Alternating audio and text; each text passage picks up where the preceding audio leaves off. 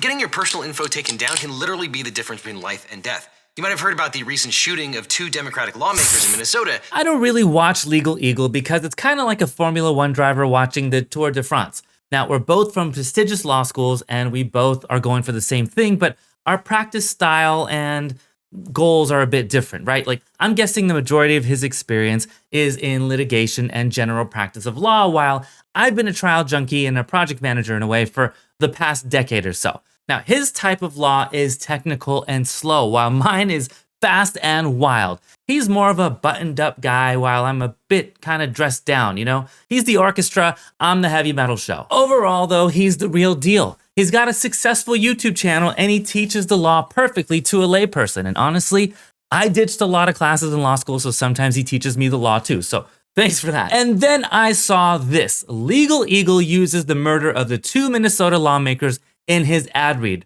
Oh no, I thought.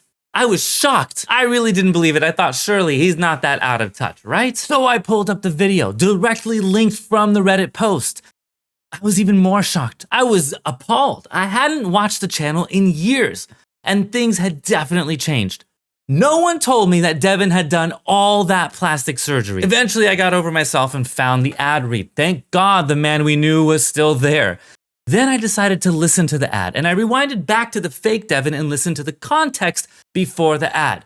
I went back through the ad read again, and I think I see what went wrong here. And although I learned Legal Eagle has since removed the ad read, well, the part that I explain is out of touch in this video, I also learned that he's used the same ad read before in a previous video. So let's analyze why it's offensive and how it could have been better. My initial instinct was that the ad read was kinda off, okay? I could feel what the commenters were feeling, and you commenters did him in.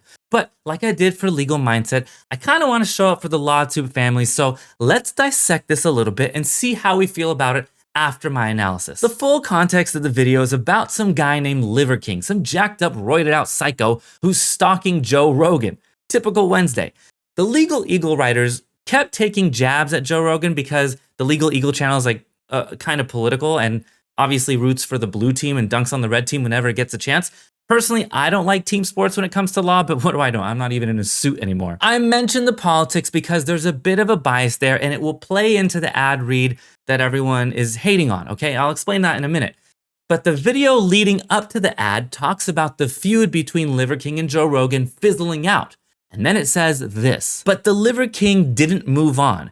In June of 2025, things got terroristic. That is, according to the state of Texas. Immediately after that line, Devin pops into the video and says, hey, sorry to interrupt, but it looks like Joe Rogan definitely could have benefited from having his personal information scrubbed from the internet. And getting your personal info taken down can literally be the difference between life and death. Okay, so here Legal Eagle is tying his sponsor to this psycho man who made threats against Joe Rogan and flew out to Texas to try to find Joe. Part of the video breaks down how Liver King's challenge to Joe Rogan reached a level of being a threat on his life. And if you want to see that, go watch the Legal Eagle video. But in this part of the ad, the part about Joe Rogan, I think Devin is simply saying if Joe Rogan's info wasn't online, then a psycho like this wouldn't be able to find him. I think that's fair, and it's not in bad taste so far. But then... You might have heard about the recent shooting of 2 Democratic lawmakers in Minnesota. Okay, so here Devin uses the recent death of 2 lawmakers to push the point further. As a viewer, I get it, okay? You're telling me that if I don't use the sponsor, I'm gonna get hunted down like a dog in the street and murdered for breakfast.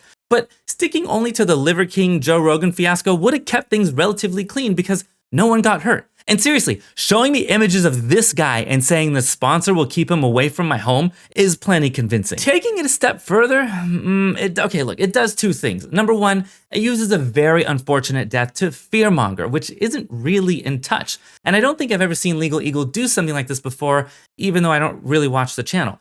The second thing it does is it politicizes the issue of internet stalkers. Remember earlier, I said this channel is openly rooting for one team in the sport of politics. So when they mention specifically Democratic lawmakers instead of just lawmakers or American lawmakers, it's kind of divisive. Like online stalking is somehow more of a threat to the blue team instead of the red team or the no color team. I don't know. It just pushes more division, and I don't like that because that leads us further down the wacky timeline that we're already on. Which reminds me about the sponsor of this video. If you find yourself getting too buttoned up and too caught up in the world of politics, professionals, and pompous sponsors, go ahead and reach out to the heavy metal lawyer. The heavy metal lawyer will keep things down to earth and will happily shout at you, "What the hell were you thinking, bro?" But overall, guys, let's cut Legal Eagle some slack, okay? He's done a lot of good work in the YouTube space, and it seems he doesn't have any deeper malice in any of this. It was just a blind spot. My guess is that he believes in the product and he knows a lot of people were affected by the murder of the 2 Minnesota lawmakers. So he probably saw that connection and felt it made sense. The murder upset me, so I totally get where he's coming from. I just think it's a bit tone deaf and politics shouldn't have been included in the ad, but hey, we all make mistakes. So can we forgive him for this one? Say yes in the comments.